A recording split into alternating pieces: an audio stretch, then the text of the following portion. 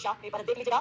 जैसे कि आप सभी को पता होगा इस पेपर का समय 3 घंटे होने वाला है, पूर्णांक 80 अंक, और इस पेपर में टोटल 23 क्वेश्चन आने वाले हैं। आपको इस पेपर का संपूर्ण उत्तर इसी वीडियो में मिलने वाला है। तो सबसे पहले आप सभी को यहाँ पर कुछ निर्देश दिए गए हैं, इनको पढ़ लीजिएगा। इनको पढ़ने के बाद इस पेपर का हमारा पहला प्रश्न जिसमें सही विकल्प चुनकर लिखना है, जो आपकी परीक्षा में 6 नंबर के आने वाले हैं। तो आपका पहला क्या है, कबीर ने ईश्वर के कितने रूप माने हैं? तो पहले में आपको लिखना होगा अवला एक रूप माना है। दूसरा आपका क्या है, संगर काल किस काल को कहा जाता है? तो दूसरे में आपको लिखना होगा पावला द्वितीय काल को कहा जाता है। तीसरा आपका क्या है, इसमें करुण रस का इस तरह आपको बताना होगा। तो तीसरे में आपको सही उत्तर लिखना है पावला शोक।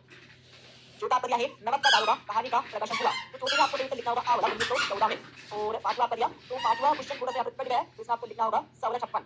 और छठे में आप सभी को सही उत्तर लिखना होगा यहाँ पर आंवला, ठीक है, आंवला इस आपको करेक्ट आंसर लगाना है। अब आप सभी देख लीजिएगा दूसरा प्रश्न, जिसमें रिक्त स्थानों की पूर्ति का लिखना होगा, जो आपकी परीक्षा में 6 नंबर के आने वाले हैं। तो आपका पहला क्या है, कबीर भक्ति काल की किस काव्य धारा की कवि है? तो पहले में आपको लिखना होगा निर्गुण। निर्गुण आपको पहले का सही उत्तर लिखना होगा। और दूसरा आपका क्या है, घर की याद कविता किस ऋतु में लिखी गई है? तो दूसरे में आपको लिखना होगा वर्षा ऋतु। और तीसरा आपका क्या है, जयशंकर प्रसाद किसके कवि है? तो तीसरे में आपको लिखना होगा छायावादी, छायावादी कवि है। और चौथा आपका क्या है, नाटक विधा कैसा काव्य है? तो चौथे में आपको लिखना होगा मिश्रित, मिश्रित काव्य है। और पांचवा आपका क्या है, मियां नसीरुद्दीन किसके मसीहा थे? तो पांचवें में आप सभी को लिखना होगा, पांचवें में आप सभी को लिखना होगा नान भाइयों, नान भाइयों के, ठीक है। और छठा आपका क्या है, सीधे बरसात से मिलने वाला पानी क्या कहलाता है? तो छठे में आप सभी को लिखना होगा पालर, पालर पानी कहते हैं।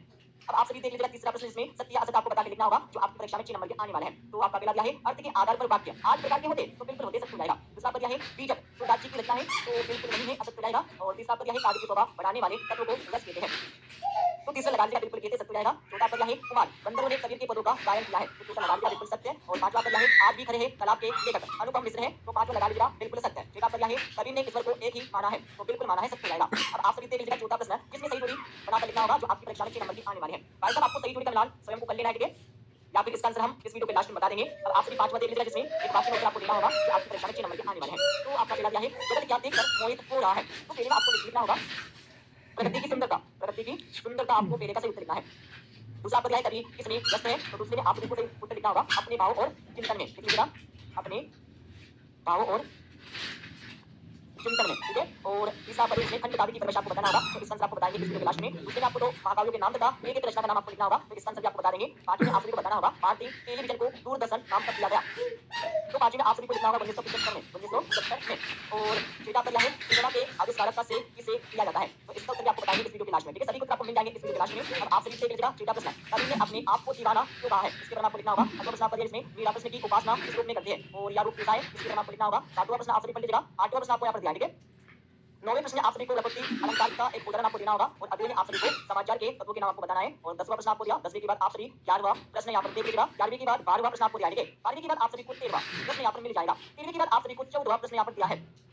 14वीं के बाद आप सभी 15वां प्रश्न यहाँ से पढ़ लीजिएगा। 15वीं के बाद आपको 16वां प्रश्न यहाँ पर दिया है, ठीक है। 16वीं के बाद भाई साहब यहाँ पर देख लीजिएगा आप 17वां प्रश्न, जिसमें हरिवंश राय बच्चन अथवा हजारी प्रसाद द्विवेदी का साहित्यिक परिचय आपको लिखना होगा। दो रचनाएं भाषा शैली साहित्य में स्थान।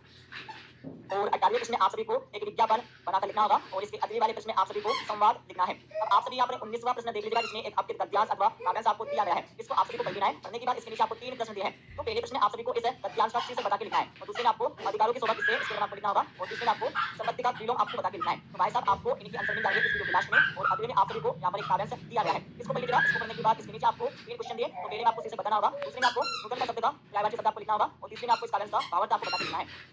इसलिए प्रश्न आप सभी को पद्यांश को पढ़कर संदर्भ प्रश्न से वाक्य आपको लिखना है, ठीक है।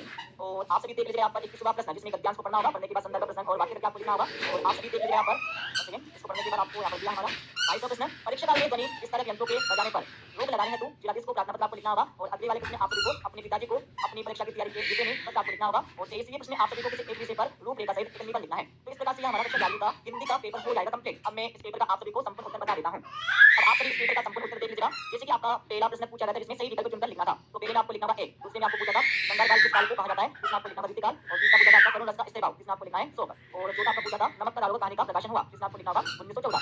और पांचवा आपका दिया, जिसमें आपको लिखना होगा 1656। और छठे में आपको लिखना होगा 6। और दूसरे के आंसर हमने आपको बता दिए, और तीसरे के आंसर भी हमने आपको बता दिए थे। अब आप सभी चौथे के आंसर यहाँ से देख लीजिएगा, जिसमें सही जोड़ी का मिलान करके लिखना था कुंडलिया छंद, जिसमें आपको लिखना होगा कुंडलिया। रोला चंद में आपको लिखना होगा 24 मात्रा है। और रोला दो में आपको लिखना होगा 11 13 के विराम। वन में आपको लिखना होगा 6 चरण। और 1100 उसमें आपको लिखना होगा गुण। और सर्ग में 15 रचनाएं, इसमें आपको लिखना होगा महाकाव्य। और यहाँ पर एक वाक्य के आप सभी देख लीजिएगा, यहाँ पर पहले को दिया, दूसरे को आपको दिया है, ठीक है। तीसरे में आपको खंड काव्य की परिभाषा लिखना था। और चौथे का आंसर आपको दिया, जिसमें दो महाकाव्य और उनके रचयिता का नाम आपको लिखना था। और पांचवें का उत्तर आप सभी यहाँ से देख लीजिएगा, जैसे हमारा गलत है, इसमें आपको 1975 लिखना होगा। और छठे का आंसर आपको यहाँ पर दिया है। और सातवें का आंसर आपको यहाँ पर दिया, जिसमें निपात शब्द किसे कहते हैं, इसकी परिभाषा आपको दी गई है। अब आप सभी 6 से लेकर 20 तक के प्रश्नों के उत्तर देख लीजिएगा। तो ये आपके 6वें प्रश्न को यहाँ पर दिया है, ठीक है। 6 के बाद आप सभी को 7वें प्रश्न का पहले उत्तर आपको दिया है एंड आपको इसके अगले उत्तर यहाँ पर दिया है, और 8वें प्रश्न का आपको पहले उत्तर यहाँ से मिल जाएगा, ठीक है, और इसके अगले का आंसर आपको यहाँ पर दिया है, पढ़ लीजिएगा। और 9वें प्रश्न का उत्तर आपको यहाँ पर दिया है। 9वें के बाद आप सभी को मिल जाएगा 10वें प्रश्न का उत्तर, ठीक है, पूरा देख लीजिएगा। 10वें के बाद आप सभी को मिल जाएगा यहाँ पर 11वें प्रश्न का उत्तर। 11वें के बाद आप सभी को मिल जाएगा यहाँ पर 12वें प्रश्न का उत्तर, ठीक है। 12वें के बाद थोड़ा आगे चलेंगे तो आप सभी को 13वें प्रश्न का उत्तर यहाँ से मिल जाएगा। 13वें के बाद आप सभी को 14वें प्रश्न का आंसर यहाँ से मिल जाएगा, ठीक है। और 15वें प्रश्न का उत्तर आपको यहाँ पर दिया है। 15वें के बाद आप सभी 16वें प्रश्न का उत्तर यहाँ से देख लीजिएगा, जिसमें सूर्यकांत त्रिपाठी निराला जी की 2 रचनाएं भावपक्ष साहित्य में स्थान आपको लिखना होगा, और इसके अगले में आपको रघुवीर साहिब की 2 रचनाएं भावपक्ष साहित्य में स्थान आपको लिखना है। अब आप सभी 17वें प्रश्न का उत्तर देख लीजिएगा, जिसमें हरिवंश राय बच्चन की 2 रचनाएं भाषा शैली साहित्य में स्थान आपको लिखना होगा, और इसके अगले में आपको हजारी प्रसाद द्विवेदी जी की 2 रचनाएं भाषा शैली साहित्य में स्थान आपको लिखना है। और 18वें प्रश्न का आंसर आपको दिया, जिसमें विज्ञापन आपको बना के लिखना होगा। इसी प्रकार से ये पूरा देख लीजिएगा, और इसके अगले में आपको शिक्षक और छात्र के मध्य संवाद आपको लिखना है। और 19वें प्रश्न का आंसर आपको दिया, जिसमें गद्यांश आपको दिया गया था, ठीक है, इनके आंसर आपको दिए गए, और इसके अगले का आंसर आपको दिया, ठीक है। और 20वें प्रश्न का आंसर आप सभी देख लीजिएगा, जिसमें संदर्भ प्रसंग सहित वाक्य करके आपको लिखना होगा, इसी प्रकार से। और इसके अगले का आंसर भी आपको यहाँ पर दिया है, यहाँ पर देख लीजिएगा, ठीक है। और 21वें प्रश्न का आंसर आपको दिया है, जिसमें संदर्भ आपको लिखना होगा, प्रश्न आपको लिखना है, वाक्य करके आपको लिखना है, ठीक है। अब आप सभी इसका अगला आंसर देख लीजिए, यहाँ पर आपको दिया पूरा पूरा। और आप सभी को मिल जाएगा 22वें प्रश्न का आंसर, पूरा ऊपर से लेकर नीचे तक आप सभी 22वें प्रश्न का उत्तर देख लीजिएगा, और आप सभी को मिल जाएगा 22वें प्रश्न का अगले का आंसर। और यहाँ पर निबंध भी आप सभी देख लीजिएगा, जल है तो कल है। सबसे पहले आपको परीक्षा में रूपरेखा लिखना होगा। रूपरेखा लिखने के बाद आपको इस प्रकार से लिखना होगा, जल का महत्व, जल संकट के कारण, जल संरक्षण के उपाय, इस प्रकार से आपको पूरा निबंध लिखना होगा परीक्षा में। तो हमने इस पेपर का आप सभी को कुल संपूर्ण उत्तर बता दिया है, ठीक है। मिलते हैं अगले वीडियो में।